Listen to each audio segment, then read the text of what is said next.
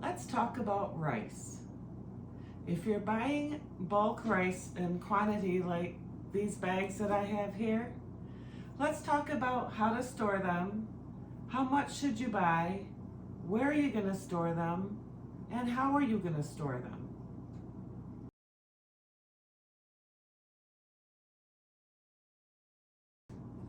Hi everyone, it's Chris from Gardening at the Simongetti North here in central northern Lower Michigan, Zone 5B. And normally I do gardening videos, but now that, gardening season is frozen for the winter, basically, I've been doing a lot of thinking about long-term food storage and emergency preparedness. And recently did a video being at Costco and Sam's Club, doing a haul, so to speak, of different items that are dry goods that would store well for long-term food storage. And so some of the items that I bought here are rice, and I thought I would do a video and talk about how to store them.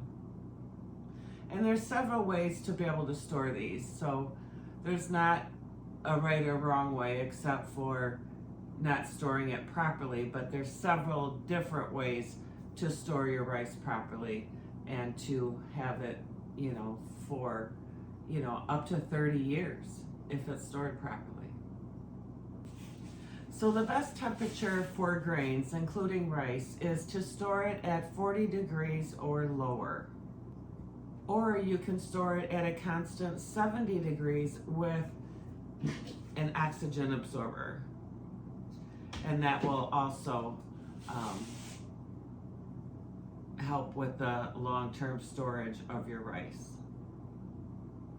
In cooler storage areas where rice is in a oxygen-free container, rice can last up to 30 years. Rice needs to be stored in a cool, dry place. Rice will also absorb strong aromas, so you don't want to put your rice anywhere near like onions or garlic. Otherwise, your rice will smell and probably taste like onions or garlic, so you don't want to put it anywhere near those. So you want to make sure that your rice is in a securely airtight container to keep out moisture and also unwanted infestations. So from the USA Rice Federation, white rice is actually a milled rice. Milled rice can store almost indefinitely if stored properly. Brown rice is a whole grain rice, and this doesn't store as long because the oil's in the bran layer, which only gives brown rice a shelf life of about 6 months. But if you put it in the refrigerator or freezer, you will get it to have a little bit longer shelf life. So there's definitely a few ways to be able to store rice for long-term storage. You can use Myer Bags, you can use mason jars, you can vacuum seal, you can use any airtight container, some that are small if you have a small portion of rice you want to save, or up to like a 5-gallon container with a secure lid is, if you have a lot of it, is a good way to store your rice. Let me go get the rice that I stored, that I vacuum sealed. I'll be right back. So this is the rice that I just recently vacuum sealed. It was a 20-pound bag that I got from Costco. It's pretty tasty too. We've already tried this once. And then I did 1 cup servings and then vacuum sealed them in here, and then wrote the name of the rice, the date that I vacuum sealed it, and to add 2 cups of water to 1 cup of rice, so you know what to do with this once you got it.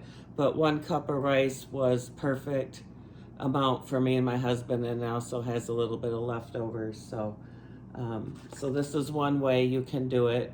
You don't need to do it this way, but you also don't need to put an oxygen absorber in there because there's no oxygen in here. There's nothing. This is vacuum sealed pretty darn tight. So you just want to put this in a cool, dry place out of sunlight, and this will last for a while. And you have serving sizes like this. So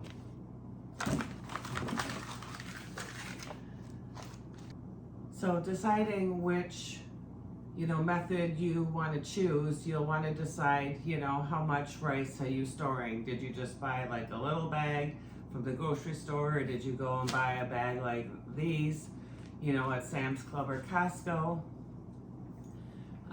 What size do you want to, and where are you going to store it? Myer Bags, you can stick them in containers like this, or you'll definitely want to put them in something, because mice can get through the Myer Bags. So you can either put them in containers like these, or big plastic like storage bins that they can't get into, something like that. So if you use Myer Bags, you still need to make sure that a mouse can't get to it, because they can get through the Myer Bags with their teeth.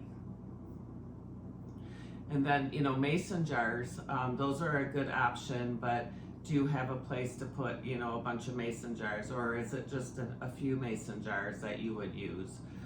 You could use like a 1/2 gallon mason jar if you only needed that amount. You could put an oxygen absorber in it, and it would seal that jar for you, and then it would be good for quite a while, and then use it when you need it, but it's sealed and it's in an airtight container. And then I just showed you how to vacuum seal them, but you still need to put those also in like a storage bin or a container like this, to make sure the mice can't get to that as well, because they can break through those bags. And then we have these containers here. This is actually a 4-gallon container.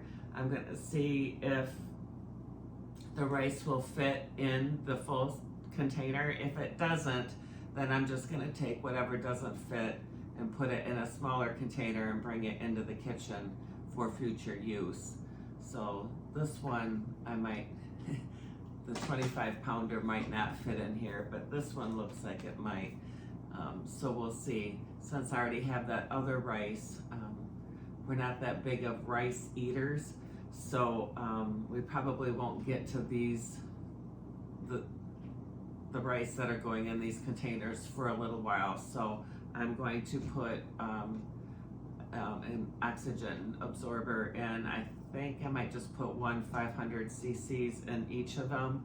I was just looking it up, and for a 5-gallon, it's like $750 to $1,000 if you're putting rice in the container or any grains. So these are 4 gallons, so I'm just going to put a 500 cc in there. And these are the, I'll show you.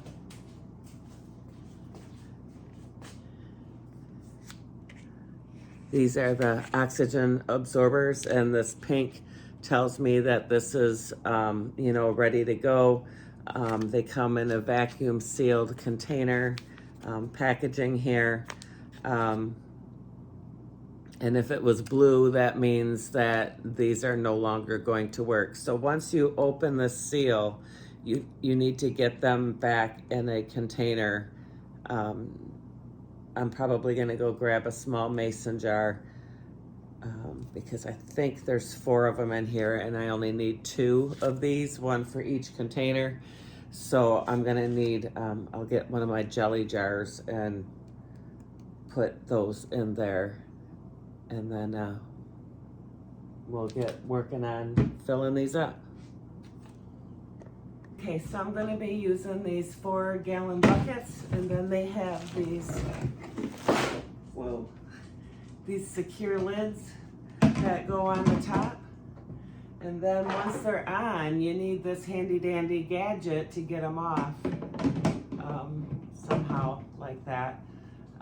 So usually when you buy these, I bought these from Amazon. I'll leave a link in the description box below. And I will also leave a link for this. But I like these square containers because they're easier to be stacked and they're not as heavy as the 5-gallon. I've got a bunch of 5-gallon, but I wanted to try out these. So I'm gonna go ahead and open one of these bags of rice, and we're gonna go and get these filled. Okay, I'm gonna go ahead and do the Basmati rice first.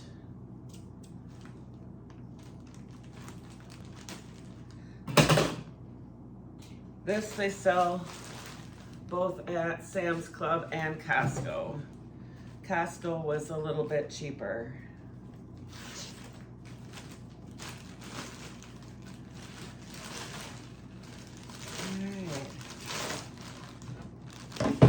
So it has another bag inside here.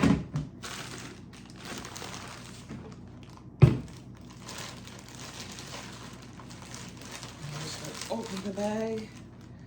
Try not to make a mess. Oh no.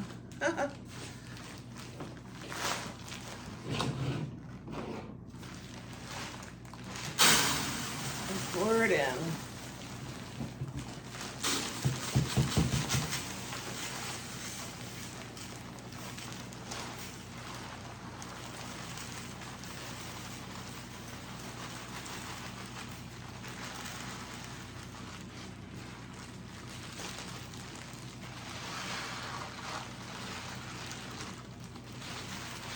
Oh, looks like this one's all gonna fit.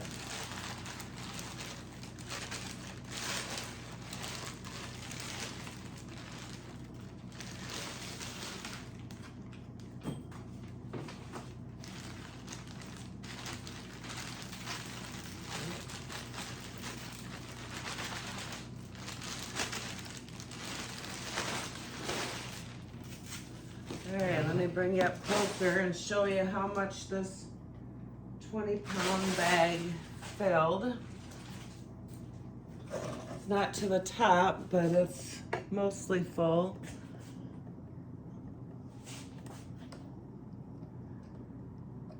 See, you can see there's a couple inches, maybe 3 inches or so. But let me fill up the other one because I'm gonna put an oxygen absorber in both of them and I wanna be able to put them in at the same time. So let's do the other bag.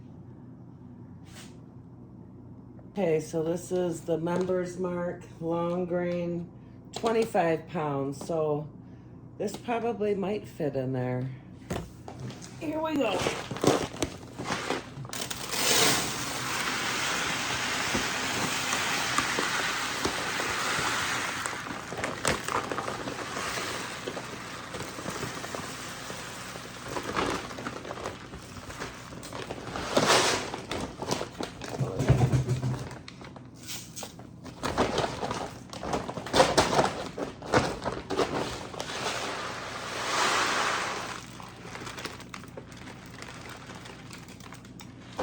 There, so now we know definitely a 25-pound bag will fit in this 4-gallon and the 20-pound will fit in the 4-gallon as well with some extra room. Also, before I brought these out here, I washed these containers and lids in hot soapy water so they are clean before I put my rice in the containers. All right, I'm getting ready to cut these open. Make sure you don't cut the oxygen absorber. Ooh, there's more than 4 in there. All right, so I'm just gonna lay one on top each.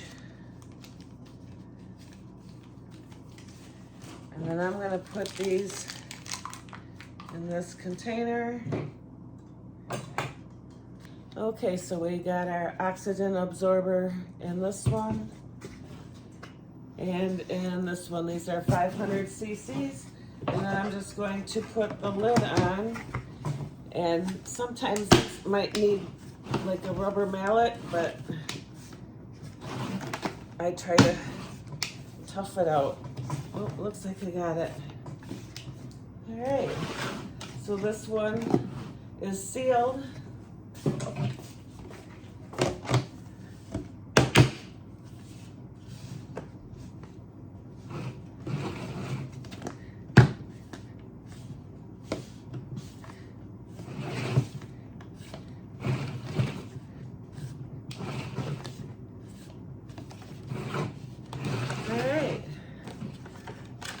So these are sealed.